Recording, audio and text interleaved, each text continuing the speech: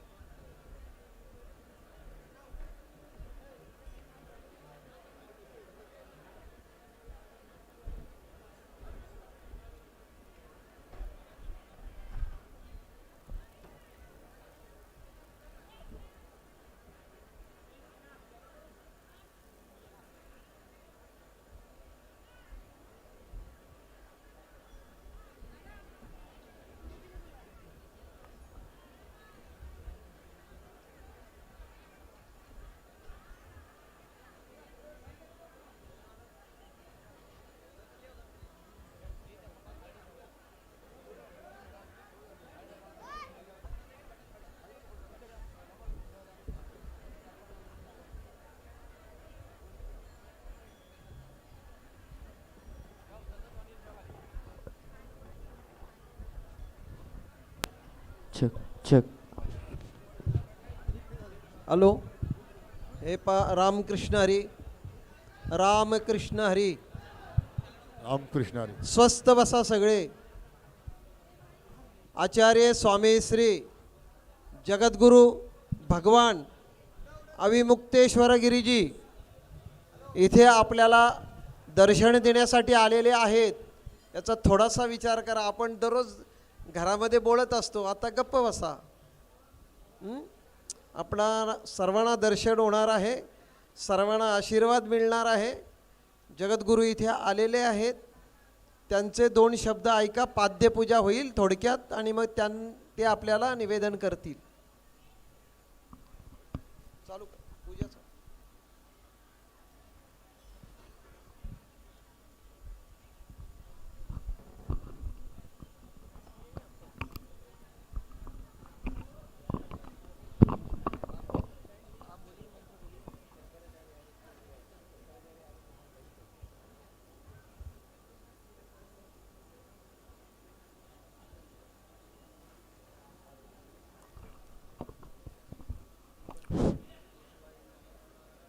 ओम केशवाय नमः स्वाहा. ओम नारायणाय नमः स्वाहा. ओम माधवाय नमः स्वाहा. गोविंदाय नमः. हस्तवृक्षाल्यः. ओम केशवाय नमः. ओम नारायणाय नमः. ओम माधवाय नमः. ओम गोविंदाय नमः. ओम विष्णवे नमः. मधुसूदनाय नमः. त्रिविक्रमाय नमः. वामनाय नमः. श्रीधराय नमः. ऋषिकेशाय नमः. पद्मनाभाय नमः. दामोदराय नमः. संकर्षणाय नमः. वासुदेवाय नमः पर्णिभाय नमः अनिरुद्धाय नमः पुरुषोत्तमाय नमः अदक्षजाय नमः नारसिंहाय नमः अच्युताय नमः जनार्दनाय नमः उपेन्द्राय नमः हरये नमः।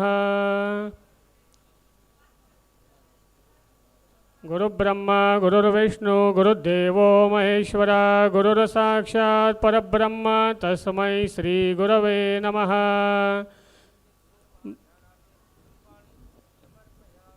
ब्रह्मानन्दं परमसुखदं केवलं ज्ञानमूर्ति द्वन्द्वातीतं गगनसदृशं तत्त्वमस्यादिलक्ष्यम् एकं नित्यं विमलमचलं सर्वदी साक्षिभूतं भावातीतं त्रिगुणरहितं सद्गुरुं तं नमामि।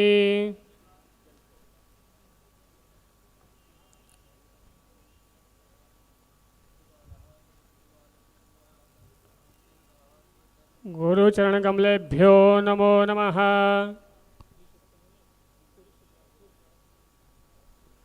हरिः ओं सहस्रशीर्षः पुरुषः सहस्राक्षा सहस्रपाद स भूमिं विश्वतो ऋत्वा अष्टतिशद्दशाङ्गुलं पुरुष एवेदगं सर्वं यद्भूतं यज्भव्यं हुतामृतो तत्त्वेशानो यदन्नेनातिरोहति एतावानस्य महिमा अतो जायङ्गस्य पुरुषः पादोष्व विश्वभूतानि त्रिपाद्यस्यामृतन्दिभिः त्रिपादूर्ध्व उदेत् पुरुषः पादोऽस्यः भवात् पुनः ततो विश्वं व्यक्रामत शासनानशनेऽभि तस्माद् विराजजायत विराजो अधिपुरुषः स जातोऽत्यरिष्यत पश्चात् भूमिमतो पुरः यत्पुरुषेण हविषा देवा यज्ञमदन्वत वसन्तो आसासिद्धाज्यं ग्रीष्मैद्वशरद्वैः तं यज्ञं भर्षि प्रोक्षण्ण पुरुषं जातमग्रतः तेन देवा अयजन्त साध्या ऋषयश्च ये तस्माद् न सर्वहुतः ऋचः सामानि जज्ञिरे छन्दागं जज्ञिरे तस्माद् यजुस्तस्माद् अजायतः तस्मादस्वा अजायन्त ये केचोभयादतः गाहो जज्ञिरे तस्माद् तस्माज्जाता अजावयः यत्पुरुषं वददा कदिदा विकल्पयन्न मुखं किमस्वको बाहु काउरूपादा उच्येते ब्राह्मणो समुखमासीत् बाहुराजन्यकृतः उरुतदश यद्वैषां पद्भ्यां शूद्रो अजायतः चन्द्रमा मनसो जातः चक्षो सूर्यो जायत मुखान् इन्द्रश्च अग्निश्च प्राणाद्वायुरजायत नाभ्य आसीदिन्तरिक्षं शैष्णोद्योः समवर्तदा पद्भ्यां भूमिर्दिशस्तोत्रान् तथा लोकान् अकल्पयन् सप्तासांसन्परिदयः त्रिसप्तसमिधः कृताः देवा यद्धन्तन्वानाम् अवधन् पुरुषं पशुम् ॐ भूर्भुवस्वः श्रीगुरुचरणकमलेभ्यो नमः। आधार्तिक्यं समर्पयामि।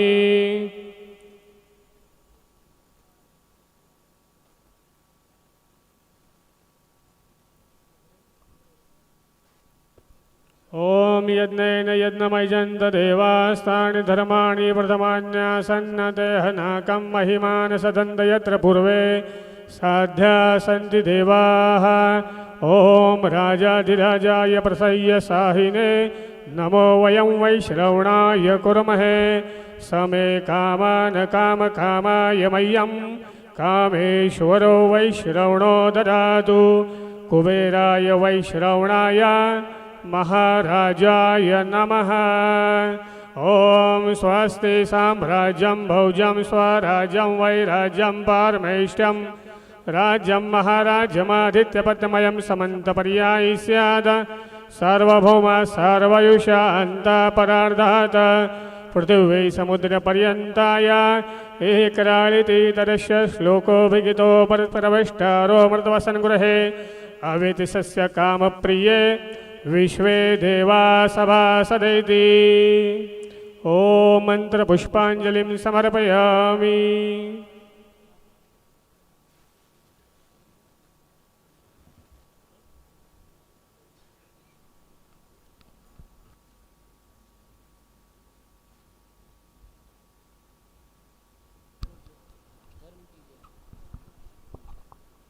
सद्गुरु भगवान की, जय शंकराचार्य महाराज की, जय धर्म की, जय अधर्म का, नाश हो, प्राणियों में भावना हो, विश्व का कल्याण हो।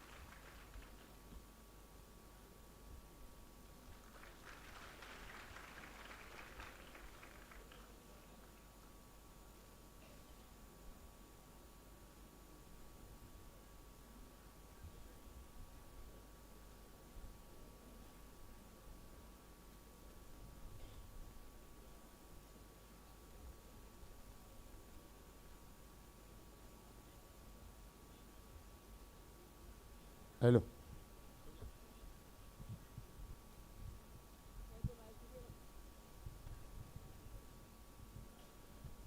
हे पा रामकृष्ण हॅलो,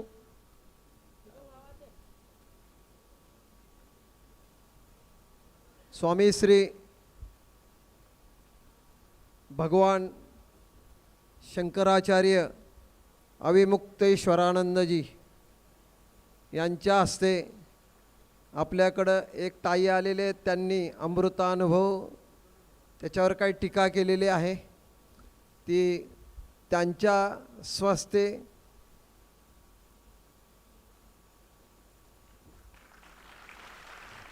आपण प्रदान करत आहोत.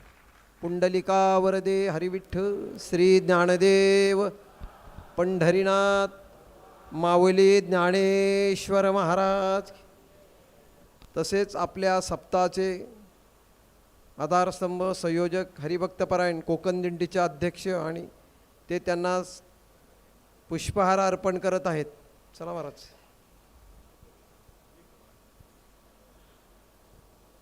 क्या रे माइक तुम्हारा कैसा है रे?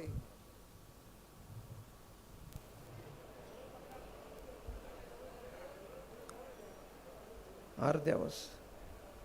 पुंडलिका वरदे हरिविठ्ठल श्री ज्ञानदेव तुकाराम पंढरीनाथ.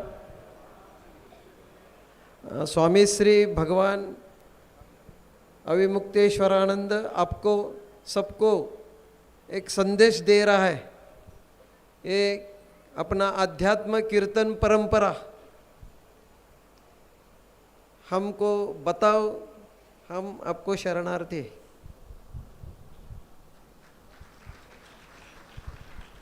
अरे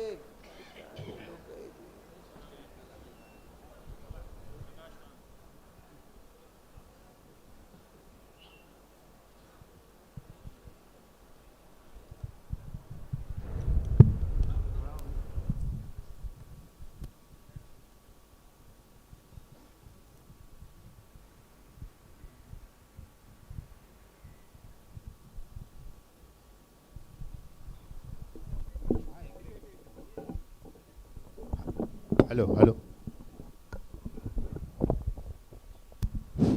हेलो।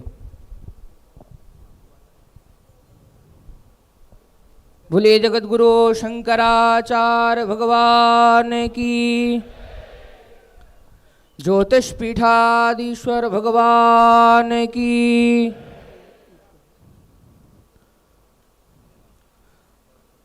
परंपरा अनुसार पादुका पूजन हुई, तत्पश्चात पूज्य महाराज श्री के प्रवचन होंगे। उससे पूर्व पूज्य महाराज श्री के प्रवचन से पूर्व वृदावली का पाठ किया जाता है, वो उद्घोष है।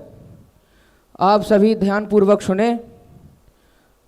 नारायण समारंभाम शंकराचार्य मध्यमाम अस्मदाचार्य पर्यंताम वंदे गुरु परंपराम श्रीमत्परमहंस परिव्राजकाचार्य वर्याः पदवाक्य प्रमाण पारावार पारिणाः यम नियमासन प्राणायाम प्रत्याहार धारणा ध्यान समाधिष्ठांग योगानुष्ठान निष्ठाः तपश्चर्या चरण चक्रवर्तिनः अनादि गुरु परंपरा प्राप्त वैदिक धर्म प्रचारण परायणाः सकल दर्शन समन्वित वेद वेदांत सिद्धांत प्रतिपादिकाचार्याः निगमागम सार हृदयाः सर्वतंत्र स्वतंत्राः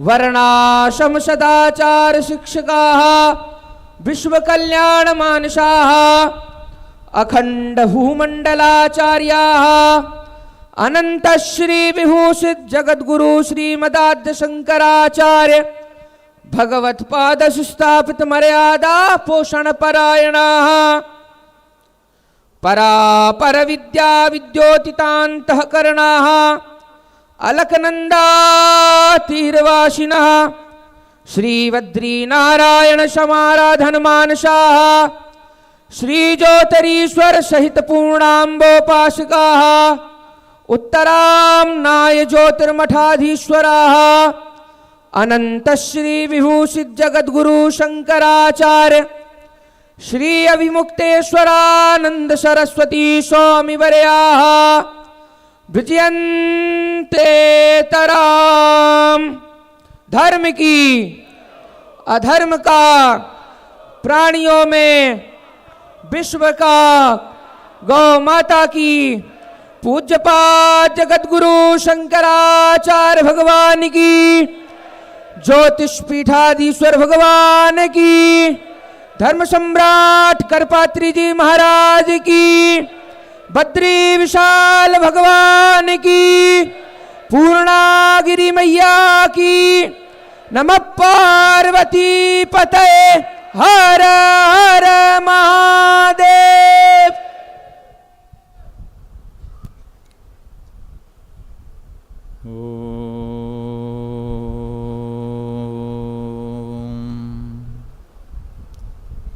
नमः परमहंसास्वादितचरणकमलचिन्मकरन्दाय भक्तजनमानसनिवासाय श्रीरामचन्द्राय तद्दिव्यमव्ययं धाम सारस्वतमुपास्महे यत्प्रसादात् प्रलीयन्ते मोहान्धतमसश्चटाः विश्वं दर्पणदृश्यमाननगरी तुल्यन्निजान्तर्गतं पश्यन्नात्मनि मायया बहिरिवोद्भूतं यथा निद्रया यस्साक्षात् कुरुते प्रबोधसमये स्वात्मानमेवाद्वयं तस्मै श्रीगुरुमूर्तये नमः इदं श्रीदक्षिणामूर्तये।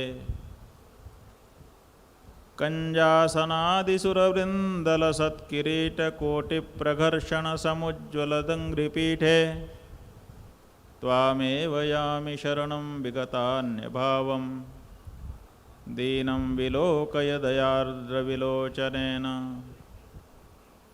श्रीराम जय राम जय जय राम।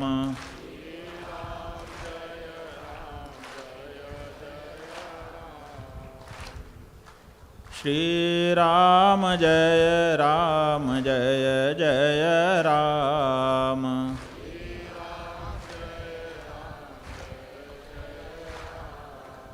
श्रीराम जय राम जय जय राम।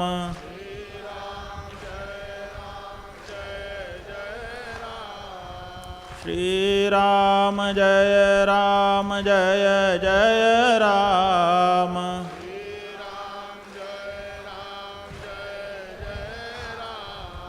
श्रीराम जय राम जय जय राम।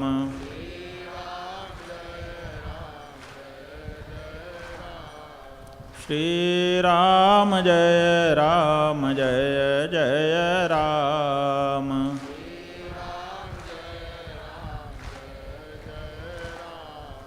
धर्म की अधर्म का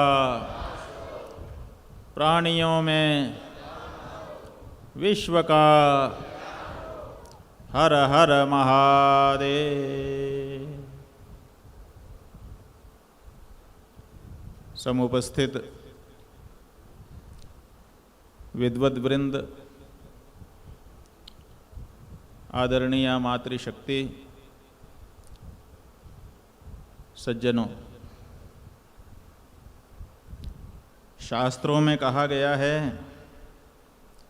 सजीवति गुणायस्य धर्मो यस्य सजीवति गुण धर्म विहीनो यो निष्फलम तस्य जीवितम। वही व्यक्ति जीवित माना जाता है जिसमें या तो कुछ गुण हो या धर्म हो। जिसमें कोई गुण नहीं है और धर्म भी नहीं है, उसका जीना न जीने के बराबर है, माने मृतक तुल्य। ऐसा क्यों कहा?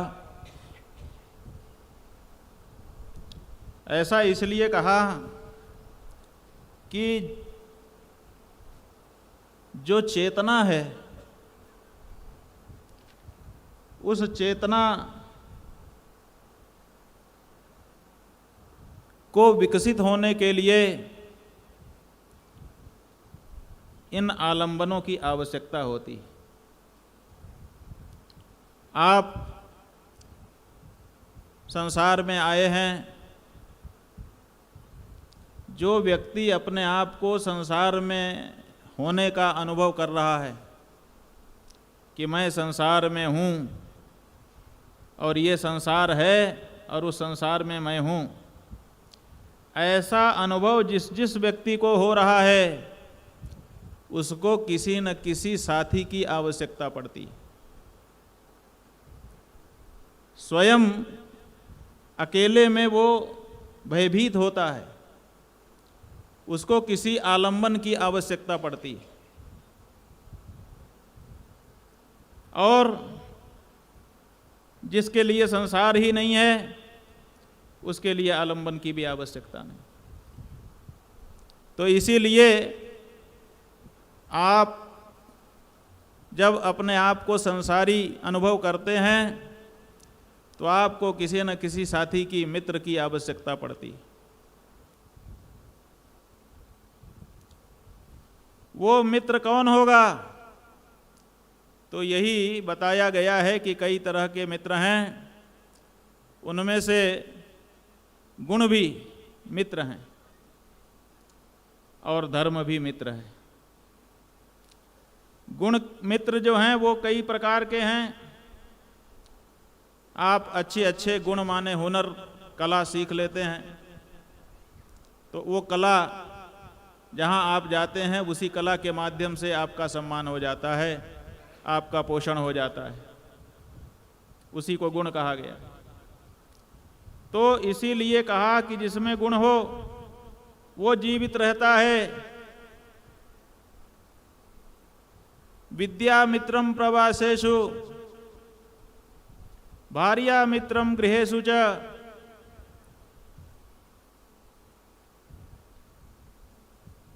प्रवास माने अपने घर से आप बाहर निकल गए, उस समय विद्या आपका मित्र बन जाती है, आपकी कला आपका मित्र बन जाती है।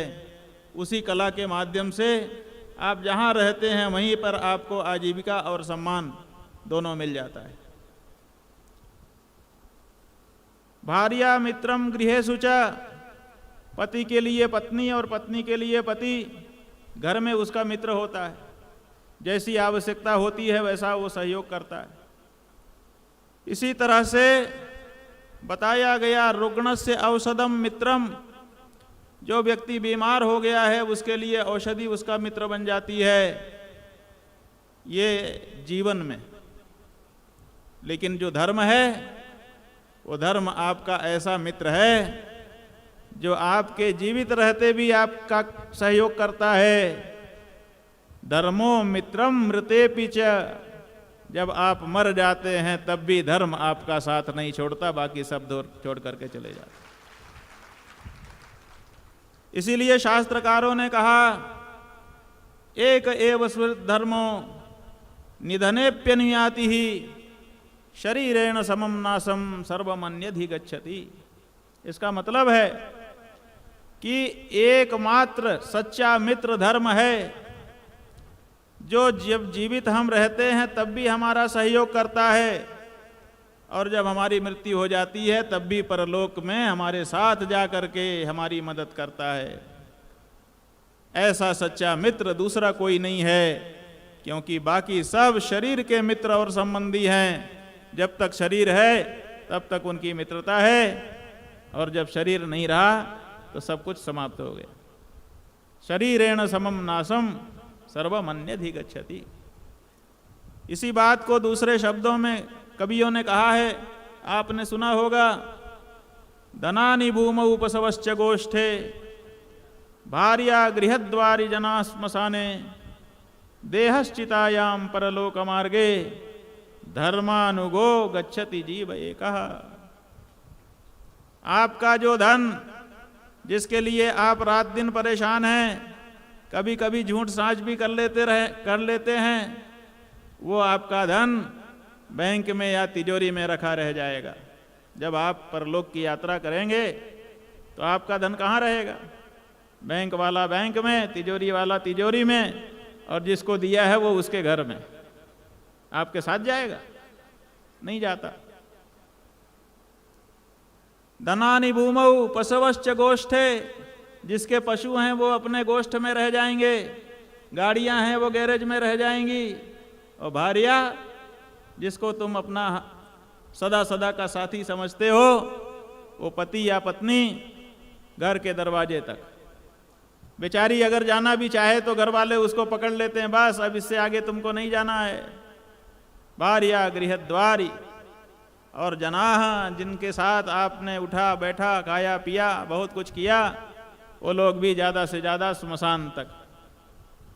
ये जो देह है जिसको आप रोज धो रहे हैं, पोंछ रहे हैं, सजा रहे हैं, ये देह जिसके लिए बादाम पिस्ता खा रहे हैं, टॉनिक पी रहे हैं, ये देह, ये भी आपका साथ चिता तक जा कर के छोड़ देगा। देहश्चितायाम। और उसके बाद जो परलोक की आपकी यात्रा होगी, उस परलोक की यात्रा में आपका साथ कौन देगा? आपके द्वारा जीवन में किया गया जो धर्म है वही आपका साथ देगा। धर्म सखा परम अहो परलोक याने। परलोक का जब प्रयाण हम करेंगे उस समय हमारा साथ दूसरा कोई नहीं देगा, ये हमारा धर्म देगा। इसीलिए धर्म की बड़ी महत्ता है। इसीलिए धर्म को हमारे यहाँ जो 4 पुरुषार्थ बताए गए हैं, इन 4 पुरुषार्थों में प्रथम पुरुषार्थ माना गया है धर्म अर्थ काम मोक्ष। धर्मार्थ काम मोक्षेषु यस्यैकोपि न विद्यते अजागलस्तनस्यैव तस्य जन्म निरर्थकम। ये बताया है कि धर्म अर्थ काम मोक्ष ये 4 पुरुषार्थ हैं, माने पुरुषों के द्वारा चाही जाने वाली 4 चीजें हैं।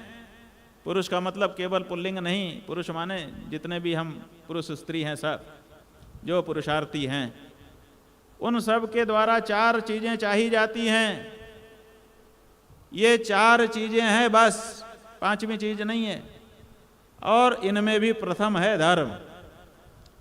तो धर्म यही हमारे जीवन का मूल है।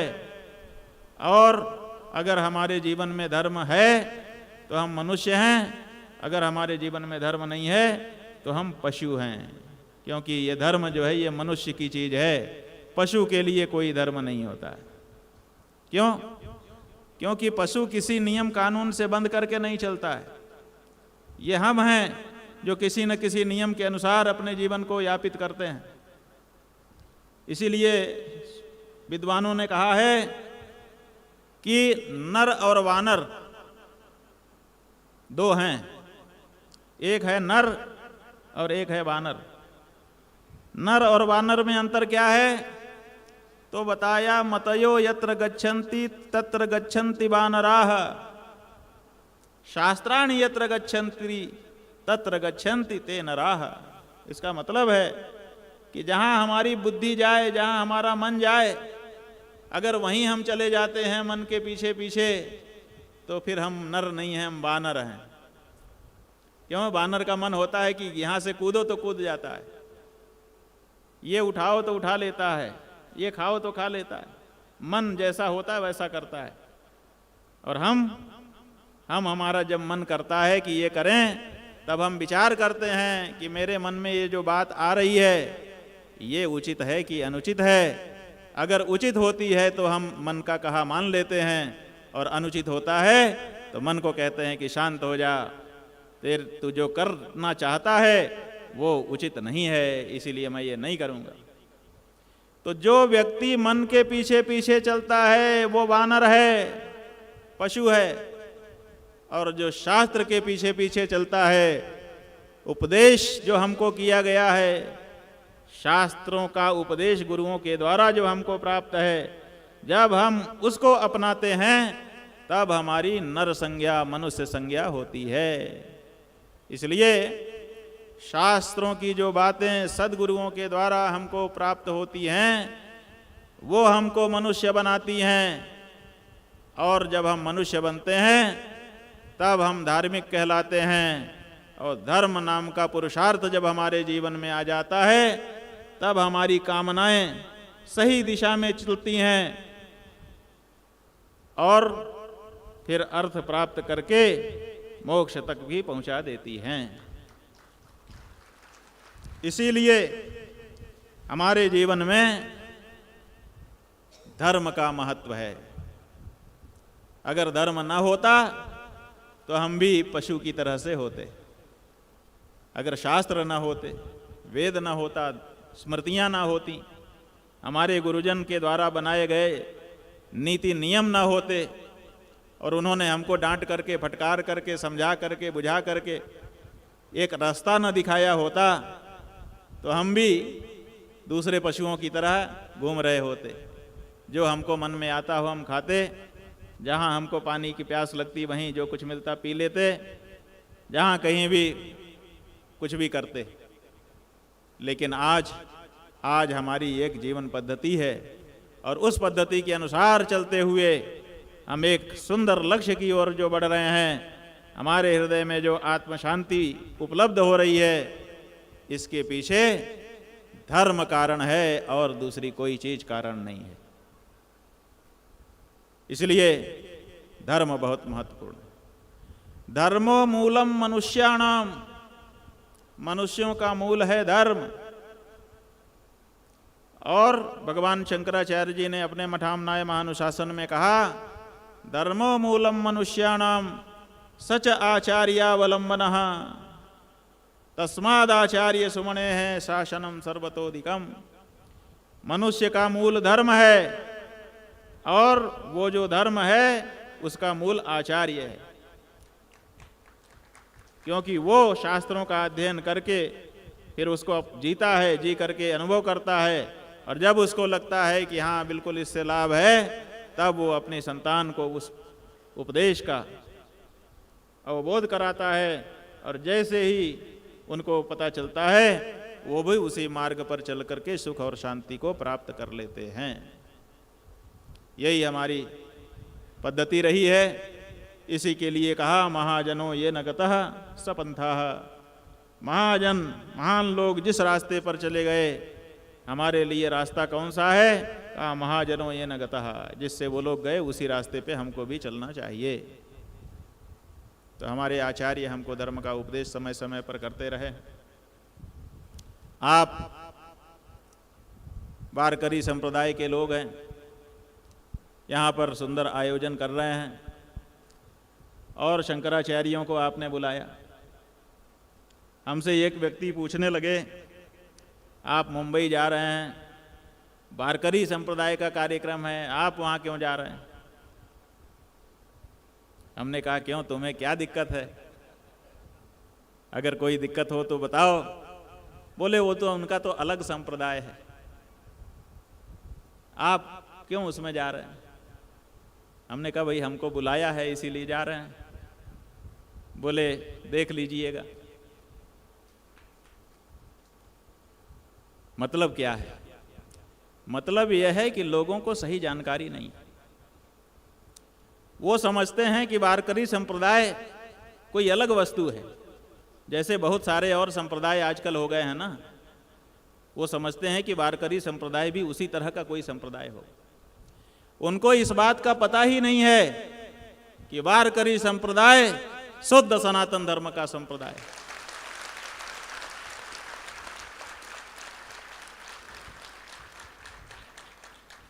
और सनातन धर्म का संप्रदाय ही नहीं है, ये भगवान शंकराचार्य जी का संप्रदाय है।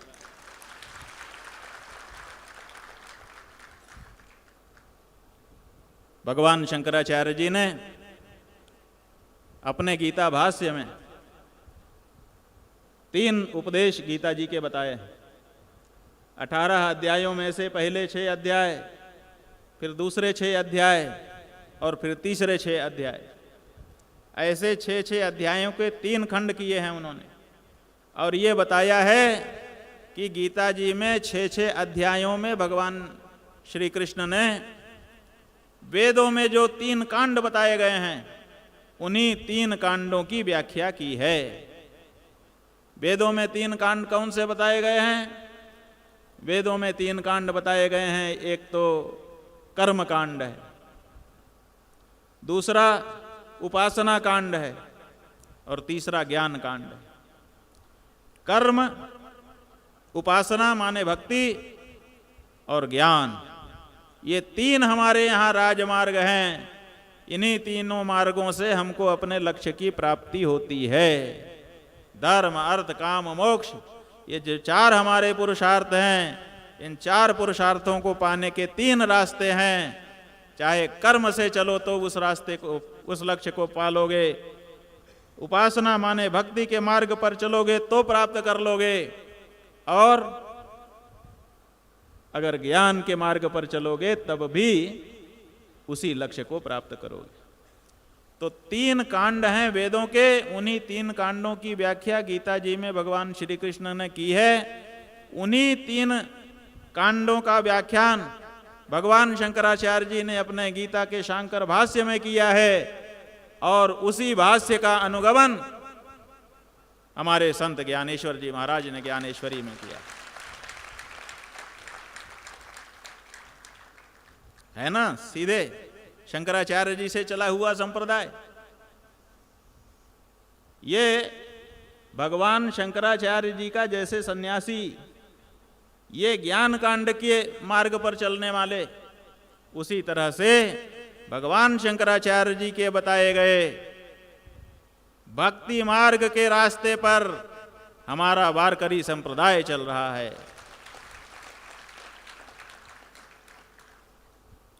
और वारकरी संप्रदाय पूरी तरह से हमने देखा कि जो जो सिद्धांत शंकराचार्य जी के द्वारा बताए गए हैं, सनातन धर्म में निरूपित हैं, उन सभी का पालन हमारा वारकरी करता है। ज्ञान मार्ग के उपासक सन्यासी परिव्राजक कहे जाते हैं। परिव्राजक का मतलब होता है जो परिव्रजन करे, मतलब हर समय यात्रा करता रहे, उसी का नाम परिव्राजक होता है। और हमारा वारकरी, वारकरी का मतलब भी वही है, जो वारी करे उसी का नाम वारकरी, वो भी यात्रा करता है। तो साम्य हो गया कि नहीं हो गया? इसी तरह से दूसरे अनेक और साम्य हैं। सत्य बोलना, विवाहिता पत्नी के साथ ही संबंध स्थापित करना, व्यभिचार से दूर रहना, कांच लगा करके धोती पहनना और कंधे पर दुपट्टा रखना, माथे में तिलक और चोटी रखना, मुख में भगवान का नाम रखना, गले में तुलसी की माला पहनना,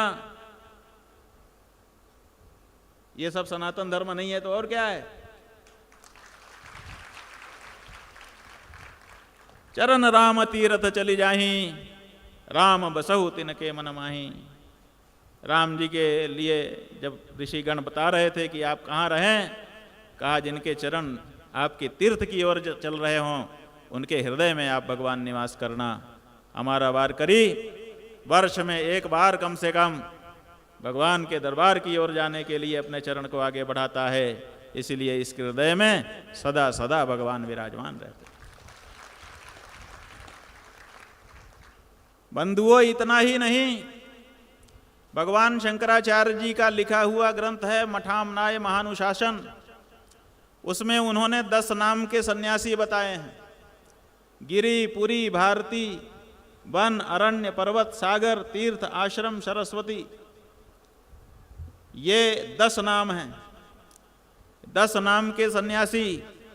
और साथ ही उन्होंने अपने जो 4 पीठ बनाए हैं, इन 4 पीठों में उन्होंने 4 संप्रदाय बनाए हैं। उन 4 संप्रदाय में रहने वाले जो लोग हैं, उनका नाम है चैतन्य, प्रकाश, स्वरूप और आनंद। 4 बताए हैं। और आपके वारकरी में भी 4 ही संप्रदाय और इन्हीं नामों से संप्रदाय। चैतन्य संप्रदाय है जिसमें भगवते वासुदेवाय वाला मंत्र जपा जाता है। जपा जाता है कि नहीं? इसी तरह से आपका प्रकाश संप्रदाय है जिसमें नमो नारायणाय मंत्र जपा जाता है। इसी तरह से आपका स्वरूप संप्रदाय है जिसमें श्री राम जय जय राम, ये जो आनंद रामायण में बताया गया दिव्य मंत्र है, उसका जप किया जाता है। और हमारे उत्तरामनाय ज्योतिष पीठ में आनंद नाम का संप्रदाय है जिसमें भगवान श्री राम के नाम की महिमा बताई गई।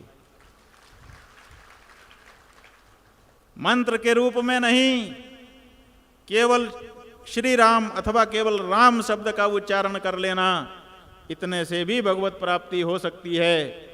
ये सरल मार्ग आनंद संप्रदाय में बताया गया है, जो हमारे उत्तरामनाय का संप्रदाय है। और आपके वारकरी संप्रदाय में भी ये संप्रदाय है। ये किसने बनाया? राम नाम की महिमा भगवान शिव ने गाई है। राम रक्षा स्तोत्र का पाठ आप करेंगे। बुध कौशिक ऋषि को स्वप्न में भगवान ने दर्शन दिया, शिव जी ने, और कहा कि लिख लो, सवेरे पाठ करना। तो प्रबुद्धो बुध कौशिकः, सवेरे उठ करके बुध कौशिक ने लिख दिया वो राम रक्षा स्तोत्र। उसी राम रक्षा स्तोत्र में भगवान शिव ने बताया है। और इसके पीछे पुराण में कथा भी मिलती है। कथा मिलती है कि पार्वती जी ने नारद जी से भगवान की दीक्षा ली। दीक्षा लेकर के नियम पूछा कि गुरुजी बता दीजिए नियम क्या है। उन्होंने कहा देखो, बाकी के लिए तो 108 बार एक माला भी जप करेंगे तो चलेगा, लेकिन तुम्हारे लिए 1008, रोज 1008 बार नाम मंत्र जपना। कहा ठीक है। तो पार्वती जी ने नियम कर लिया, दीक्षा के बाद रोज 1008 बार नाम मंत्र का जप करती थी, उसके बाद भोजन बना के भगवान को परोसती थी। एक दिन भगवान शिव को जल्दी भूख लग गई, लीला है। उन्होंने कहा देवी जल्दी भूख लग गई है, हमको जल्दी भोजन चाहिए। पार्वती जी ने कहा महाराज भोजन तो हम दे देंगे, लेकिन जब तक हमारा नियम पूरा नहीं हो जाता माला का तब तक हम नहीं दे सकते। पहले हम 1008 बार भगवान नाम का जप करेंगे। आपके वारकरी संप्रदाय में भी नियम है कि प्रतिदिन कम से कम 1 माला का जप होना चाहिए, है कि नहीं है? ये वहीं से आ रहा है, पूर्व पुरुषों का बताया नियम है। भगवती पार्वती ने कहा कि भोजन तब तक नहीं परोसा जा सकता जब तक जप ना हो। भगवान शिव ने कहा देवी ऐसा करो कि तुम राम नाम का उच्चारण कर लो। पार्वती जी ने कहा कि राम नाम का उच्चारण करने से क्या हो जाएगा? तो भगवान ने बड़े प्यार से कहा राम रामेति रामेति रमे रामे मनोरमे, हे रमे हे रामे हे मनोरमे। इतना फुसला करके कह रहे हैं कि जिसमें मन प्रसन्न हो जाए पार्वती जी का। राम रामेति रामेति रमे रामे मनोरमे सहस्र नाम तत्तुल्यम राम नाम वरानने। अरे वरानने, अरे सुंदर मुख वाली सुंदरी, एक बार राम नाम का उच्चारण कर लेने से भगवान के सहस्र नाम के पाठ का फल मिल जाता है। इसलिए राम नाम का उच्चारण करके हमको परोस दो, तुमको 1008 नाम का फल मिल जाएगा। ये राम नाम की महिमा। कहते हैं कि भगवान का जो चरित्र है, भगवान के जो नाम हैं, वो 100 करोड़ की संख्या में। चरितम रघुनाथस्य 60 कोटि प्रविस्तरम। एक चरित्र पर भगवान का एक नाम बनता है। हा? क्या हुआ? एक भगवान का चरित्र भगवान का एक नाम कर देता है।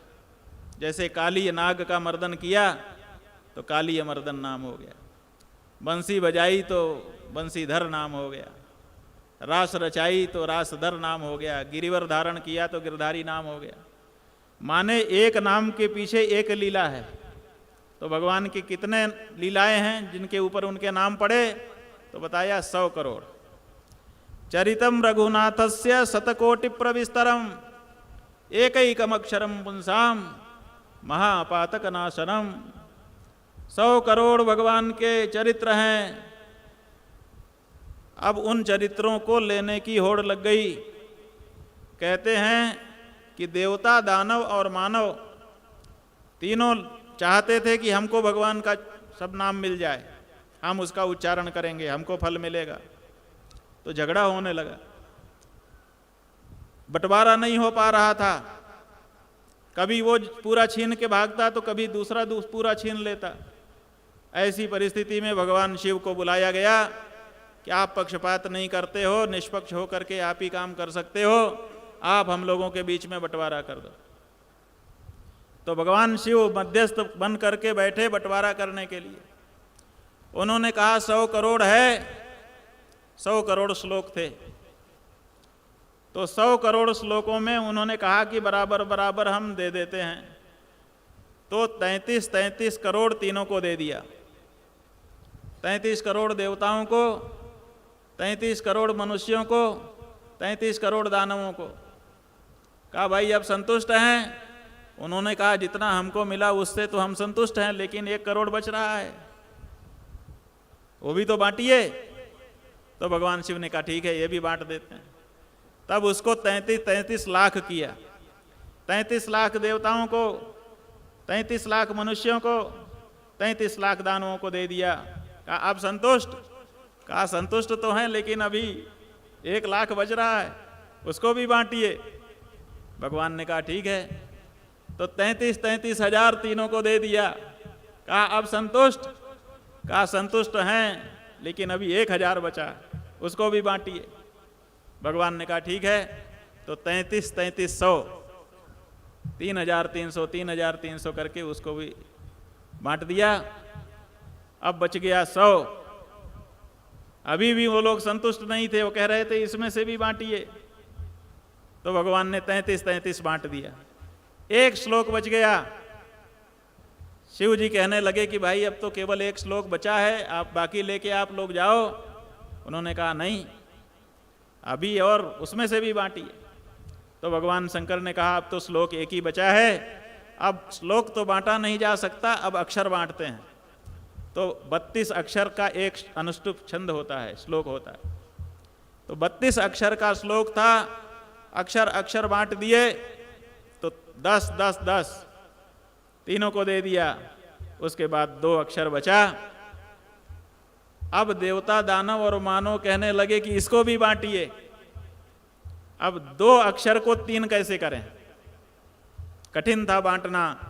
तो भगवान शिव ने कहा देखो, इसको बांटना भी कठिन है और बंटवाई भी तो होती है। आखिर हमने इतना परिश्रम किया तो हमको मेहनताना भी तो कुछ मिलना चाहिए। तो सबने कहा अच्छा ठीक है, रख लीजिए। वो जो 100 करोड़ नाम थे भगवान के, उन 100 करोड़ में से ये 2 अक्षर का जो नाम था वो भगवान शिव ने अपने अंदर रख लिया। रचि महेश निज मानस राखा, पाई सुसमय शिवासन बाका।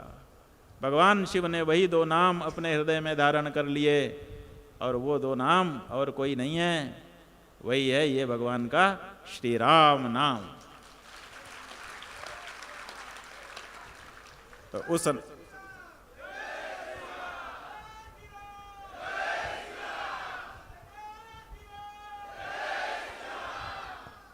अब ये जो नाम है ना राम जी का, 2 अक्षर का प्यारा नाम, ये सब नाम में बड़ा महत्व वाला हो गया।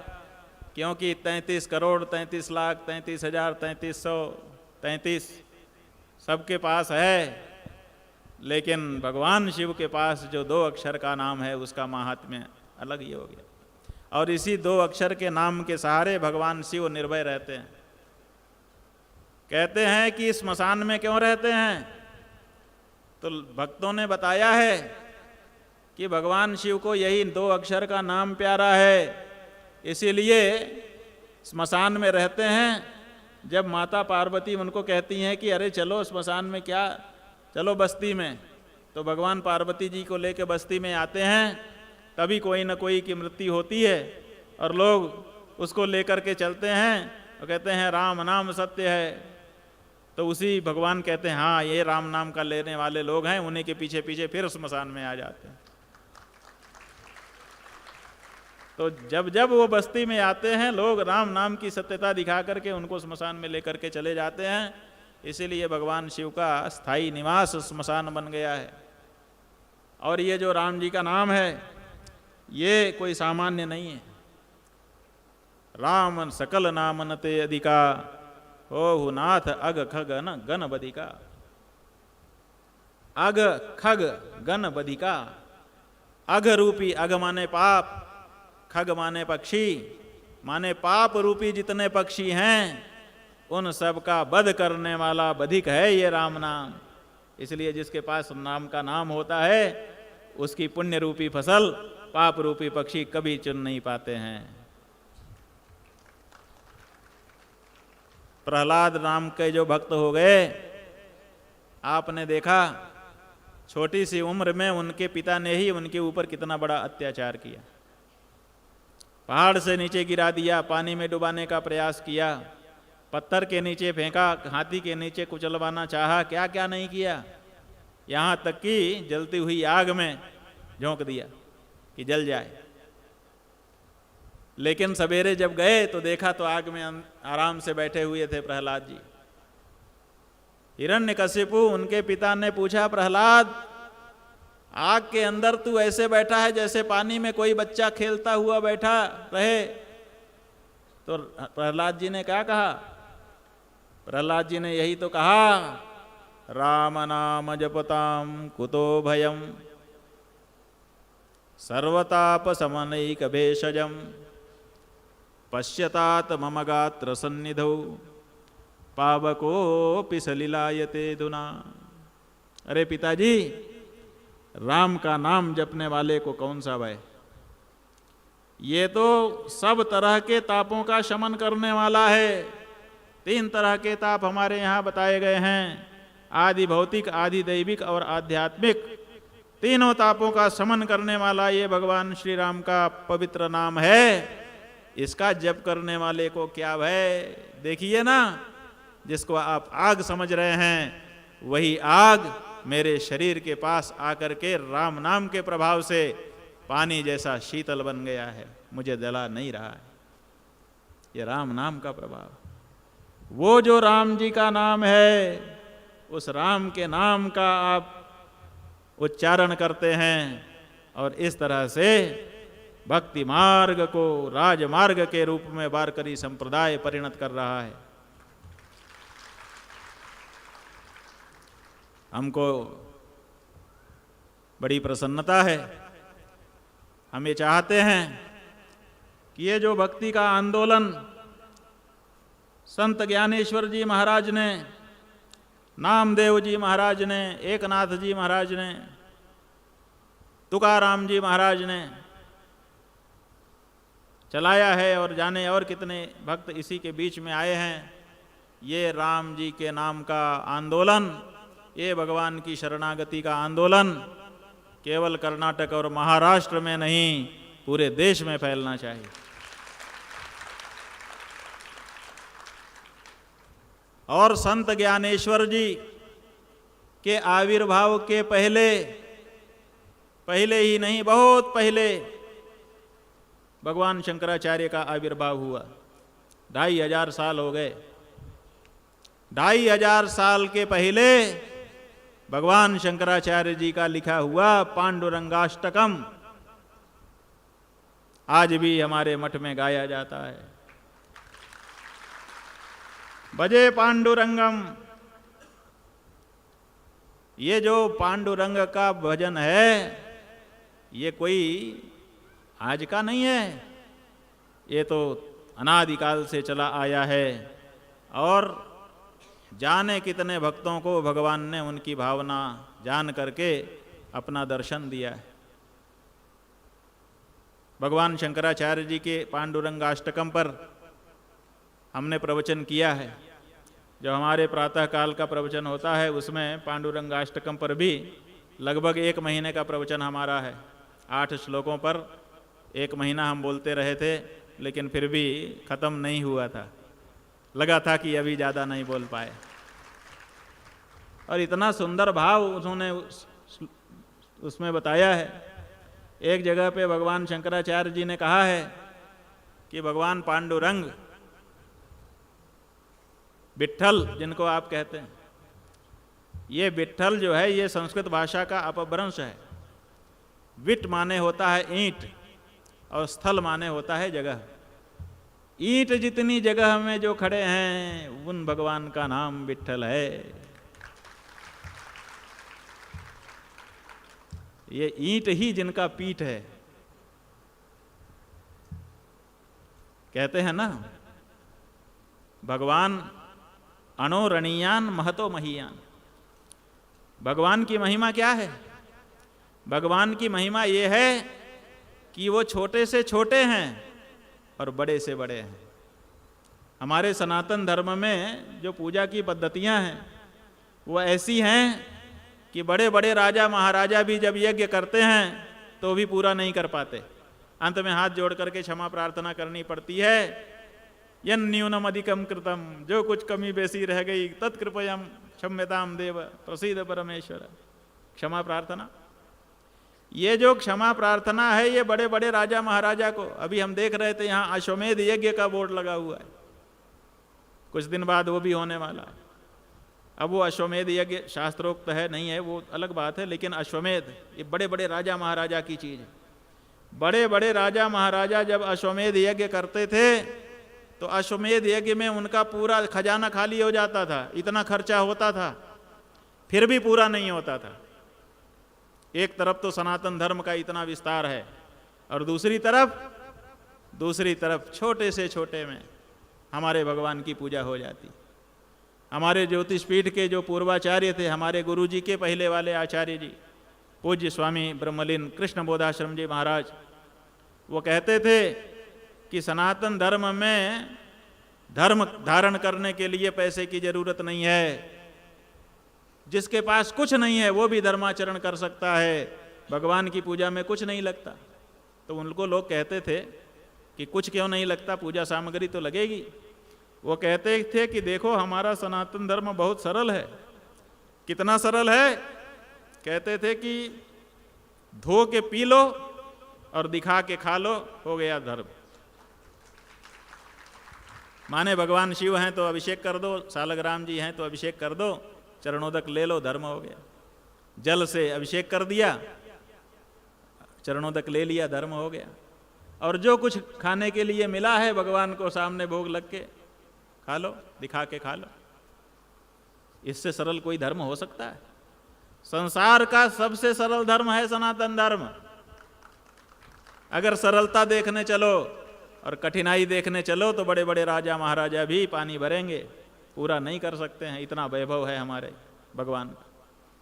तो भगवान अपनी लघिमा दिखाने के लिए किसी के मन में ये ना आ जाए कि अरे ये भगवान तो लक्ष्मी जी के पति हैं, ये तो विश्वम्भर हैं, इनको हम अपने घर में कैसे बुलाएं, कहीं किसी का भरोसा ना टूट जाए।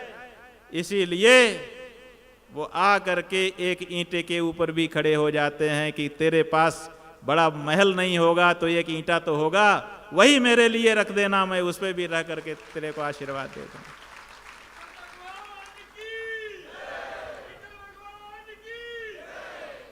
है कहीं ऐसा कृपालु भगवान किसी दूसरे धर्म में? एक का तो आता ही नहीं है, अपने दूत भेजता है, दूसरे का अपना पुत्र भेजता है, खुद नहीं आता है। और हमारे यहाँ हमारा भगवान खुद आता है और आता ही नहीं है, जिस परिस्थिति में हम हैं उसी परिस्थिति में आ जाता है। करोड़ों का मंदिर बना करके, अरबों का मंदिर बना करके भी लोगों ने भगवान को बुलाया है, उसमें भी भगवान आके रह रहे हैं। और अपने दीवार में थोड़ा सा आला बना करके जिसमें दिया रखा जाता है, उसी में एक कपड़ा बिछा करके किसी ने रख दिया है, तो उसमें भी भगवान आके उतनी ही प्रसन्नता से रह रहे हैं। यही हमारे भगवान की भगवत्ता है। तो भगवान ये दिखाने के लिए कि मुझे बहुत कुछ नहीं चाहिए, थोड़े से में भी मैं प्रसन्न हूँ, एक ईंट के ऊपर आकर के उन्होंने अपना पीठ बना लिया। भगवान शंकराचार्य जी वर्णन करते हुए कहते हैं कि वो जो कारुणिक भगवान हैं, उन्होंने अपने दोनों हाथ अपनी कमर पे रख लिए हैं। कुछ लोग कहते हैं कि थक गए तो थकने के कारण रख लिया। भाव है भक्तों के, क्यों रखा ये तो भगवान ही बता सकते हैं, लेकिन अनुमान लगाना हो तो सब अनुमान लगाते हैं। भगवान शंकराचार्य जी क्या अनुमान लगा रहे हैं? पांडुरंगाष्टकम में भगवान शंकराचार्य जी लिखते हैं कि वो जो कमर पे हाथ रख करके भगवान खड़े दिखाई दे रहे हैं पंढरपुर में, पंढरीनाथ, वो उनको कौन सी थकावट है? वो इसलिए कमर पे हाथ रखे हैं कि हमको दिखा रहे हैं कि देखो जो मेरी शरण में आ गया ना, उसको ये संसार रूपी सागर बस इतना है, इससे ज्यादा नहीं है। संसार सागर में सब डूब रहे हैं, तो भगवान कहते हैं कि मेरी शरण में आओ, बस इतना ही हो जाएगा, तुम्हारे लिए डूबने का काम नहीं है। और यही नहीं, अगर उनका दूसरा स्वरूप आप देखेंगे तो उन्होंने अपनी नाभि से कमल निकाल के उसके ऊपर ब्रह्मा जी को आविर्भूत किया है। वो क्यों? वो दिखाना चाहते हैं कि ब्रह्मा के द्वारा रची सृष्टि बस नाभि तक ही है, नाभि के ऊपर नहीं है।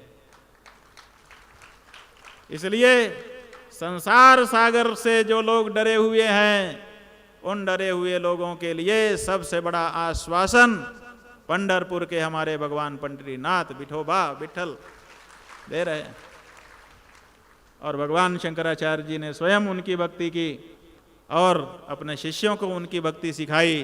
और वही भक्ति ज्ञानेश्वर जी से महाराज से लेकर के तुकाराम जी तक और आज आप तक और आपके बाद इन नवनिहालों के भावी जो आपके वारकरी संप्रदाय के कर्णधार हैं, इनके तक वही भक्ति का प्रवाह निरंतर अजस्र रूप से प्रवाहित होता हुआ चला आ रहा है। बंधुओं, बहुत प्रसन्नता है हमको आपके बीच में आकर के।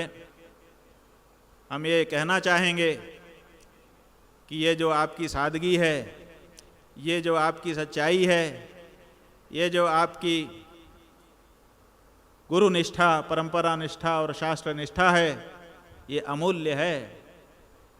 किसी बहकावे में आकर कहीं भटक ना जाना। बहुत बड़ी थाती जो आपको मिली हुई है, कहीं आपके हाथ से छूट करके चकनाचूर ना हो जाए। इसलिए जन्म जन्मांतर का पुण्य है कि आपको ये संप्रदाय मिला है, ये भगवान की भक्ति मिली है। इस भक्ति की धारा को और भी बढ़ाने की आवश्यकता है। जब जब जहाँ भी आपका सम्मेलन होगा, हम लोगों को आप याद करेंगे तो निश्चित रूप से हम पुनः पुनः आपके बीच में आकर के भगवान नाम की जो महात्म्य धारा है उसको कहने और सुनने का प्रयास करेंगे। और भगवत भक्तों के बीच में बैठने से तो वैसे ही आनंद हो जाता है। जैसे एयर कंडीशन हॉल में घुसते ही गर्मी में आनंद मिलता है, बाहर कितनी गर्मी रहती है, बेबल रहता है व्यक्ति, जैसे ही एयर कंडीशन हॉल में घुस जाए तो कैसा आनंद उसको मिलता है। वैसा ही आनंद बाहर की दुनिया में भटक रहे लोगों को भक्तों के बीच में आकर के मिलता है। तो आपका ये जो पंडाल है, ये भक्ति का एयर कंडीशनर इसमें लगा हुआ है और उसका अनुभव हम लोगों के यहाँ पर बैठ करके हो रहा है।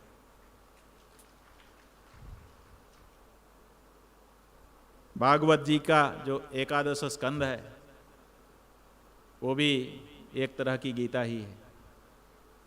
ज्ञान का पूर्ण उपदेश उसमें भी प्रदान किया गया है। जैसे भगवान शंकराचार्य ने प्रस्थानत्रयी पर भाष्य लिखा है, ऐसे वारकरी संप्रदाय में भी प्रस्थानत्रयी है।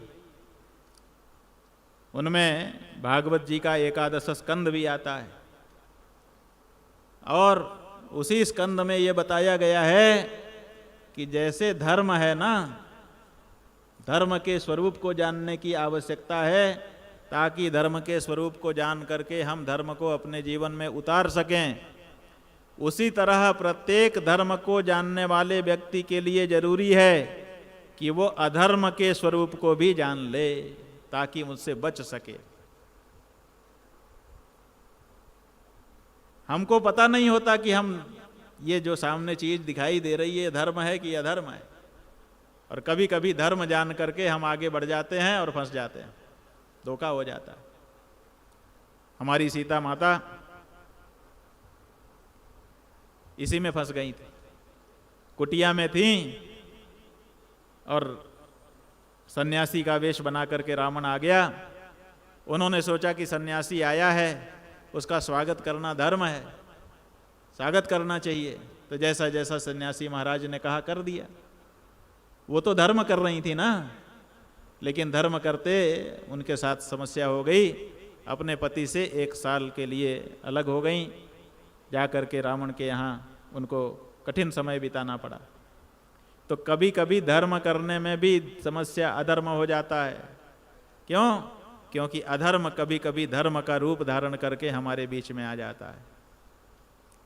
अभी भी समाज में अधर्म धर्म का रूप धारण करके घूम रहा है और बहुत से लोग सोच रहे हैं कि हम धर्म कर रहे हैं और अधर्म में पड़ रहे हैं। इसीलिए विधर्मः परधर्मश्च आभास उपमा छलः। विधर्म, परधर्म, आभास, उपमा और छल, ये 5 रूप धारण करके अधर्म धर्म के रूप में हमारे सामने आता है, जिसकी व्याख्या आपके एकादश स्कंद की जो व्याख्या की गई है उसमें प्राप्त होता है। तो गुरुओं ने आपको सब कुछ बताया हुआ है, उसको ठीक से समझिए, समझ करके उसको अपने जीवन में उतारिए, धर्म को जानिए ताकि उसका धारण आप कर सकें, और आपके द्वारा धारण किया गया जो धर्म है वो आपको धारण करता है। माने आपके द्वारा जो रक्षित धर्म है वो आपकी रक्षा करता है। धर्मो रक्षति रक्षितः। और आप अगर अधर्म को भी जाने रहेंगे तो अधर्म को जानने वाला अधर्म से बच जाएगा, उसके धोखे में नहीं आएगा। तो हम यही आपसे कहना चाहते हैं कि धर्म को भी जानिए, अधर्म को भी जानिए, पाखंड को भी समझिए और सतर्क रहते हुए अपने जीवन को धर्ममय बनाइए। ये धर्ममय जीवन जो है इसी में सुख और शांति वास करते हैं। आपके मन में, बहुतों के मन में ये बात है कि हमको पैसा मिल जाए तो हम सुखी हो जाएंगे। यहाँ बहुत से लोग बैठे हैं, चाहे हाँ कहें चाहे ना, सच बात यह है कि इनमें से ज़्यादातर के मन में ये बात घर कर गई है कि पैसा पैसा पैसा पैसा मिले तो हम सुखी हो जाएं। लेकिन आपको हम बताना चाहेंगे कि हमने बहुत से पैसे वाले देख लिए, जैसे आप लोगों ने हमको बुलाया है ऐसे पैसे वाले भी हमको बुलाते रहते हैं, और हम बहुत सारे पैसे वालों के पास खुद भी गए हैं और अपने गुरुजी महाराज के साथ लंबे समय तक हम रहे। उनके पास भी बहुत से पैसे वाले आते थे, हमने सबको देखा है। जो ज़्यादा पैसे वाला है आपसे ज़्यादा दुखी है।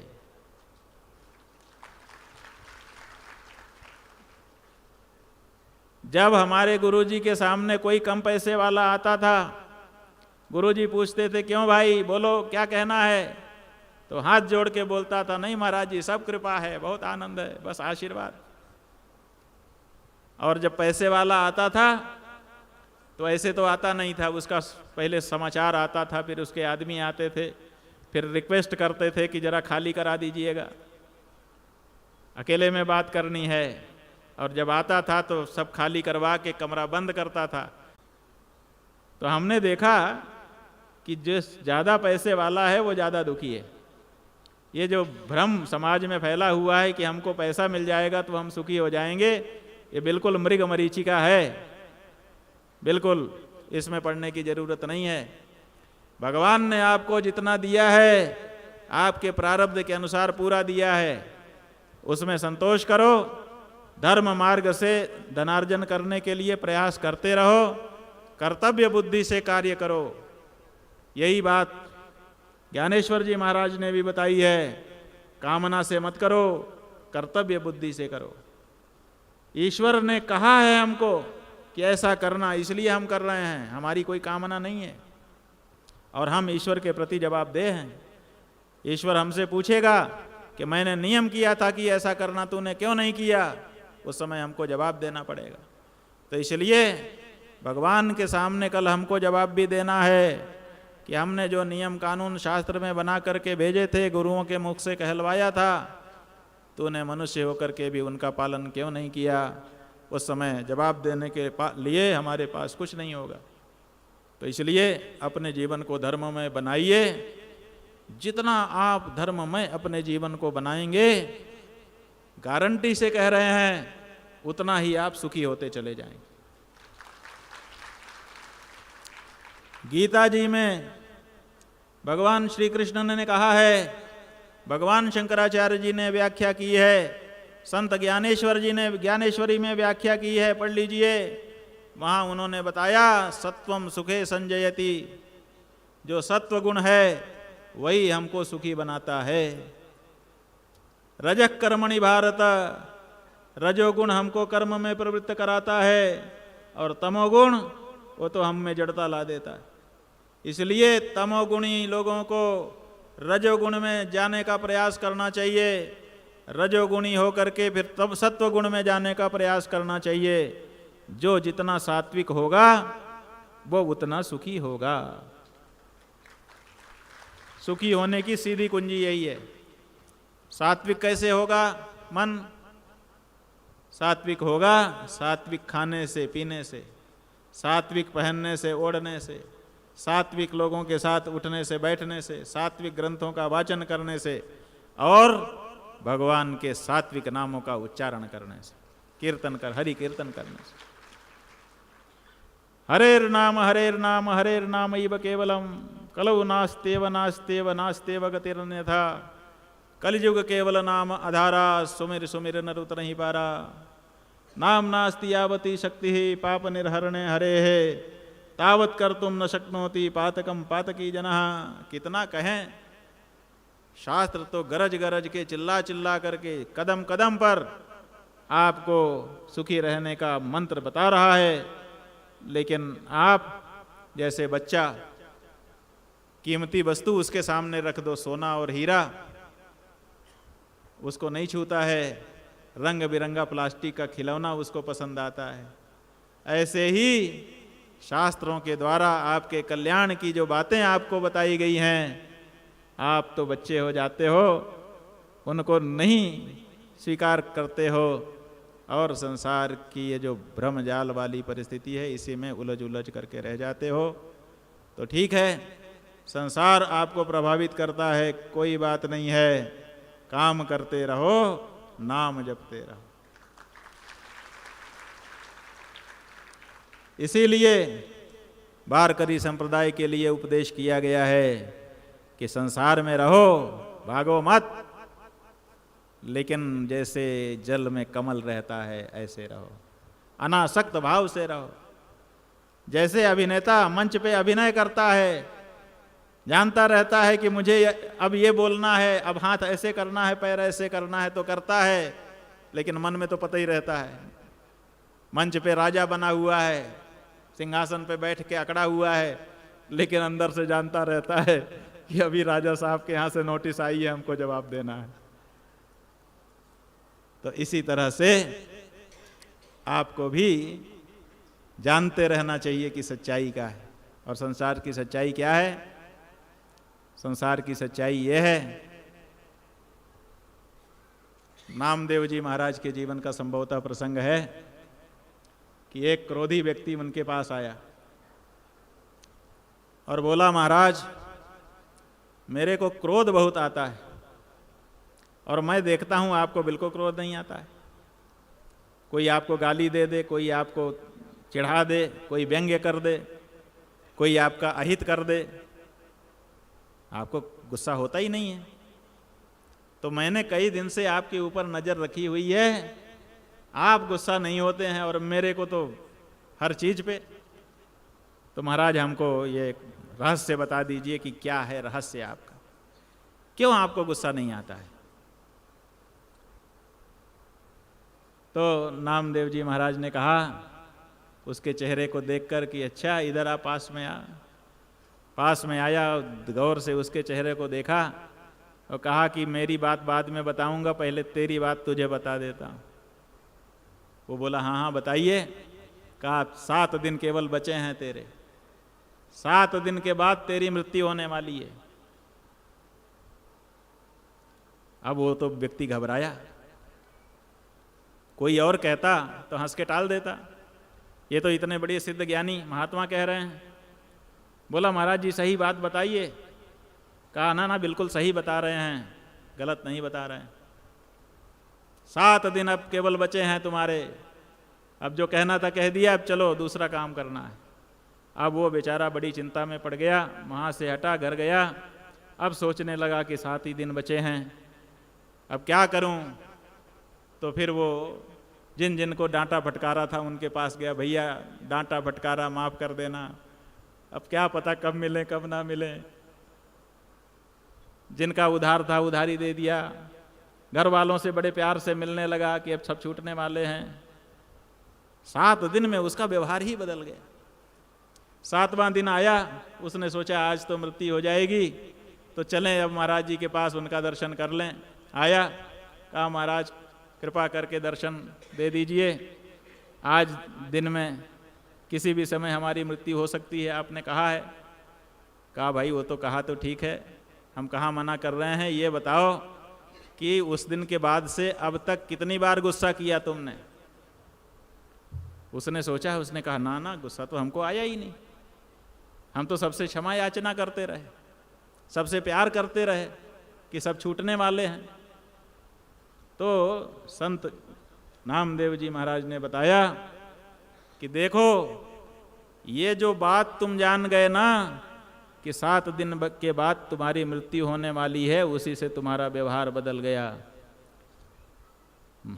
तुम हमसे पूछ रहे थे ना कि हम गुस्सा क्यों नहीं करते, क्योंकि हम भी इस बात को जानते हैं कि पता नहीं अगले क्षण रहेंगे कि नहीं रहेंगे, किस पल प्राण निकल जाएंगे कोई जानता है।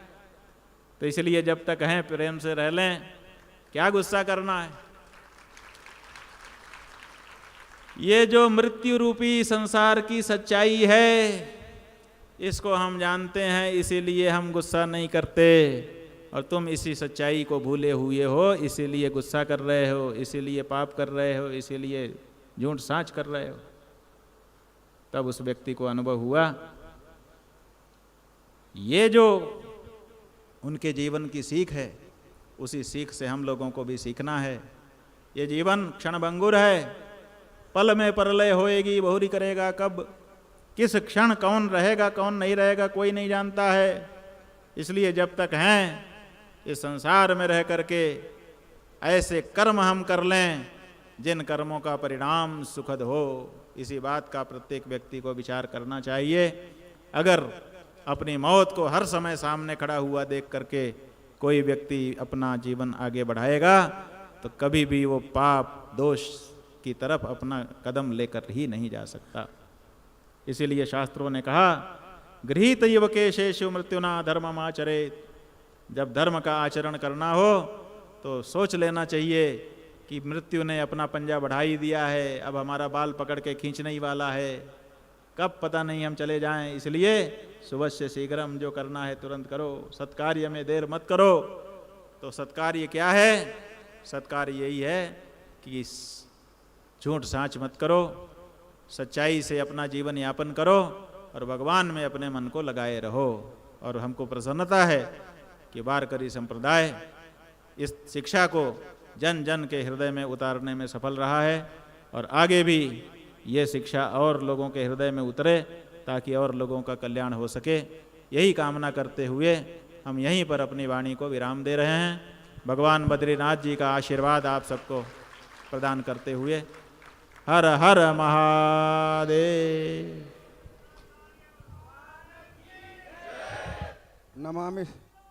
नमामि सद्गुरुं शांतं सच्चिदानंद विग्रहं पूर्ण ब्रह्म परानंदम मीशमालंदी वल्लभम।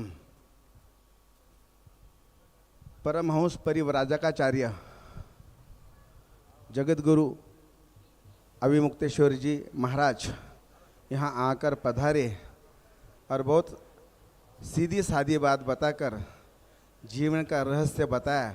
जैसे अपने संतों ने बताया था, इसी ढंग से, इसी तरह से महाराज जी ने अपना अनुभव या प्रवचन के सुनाया।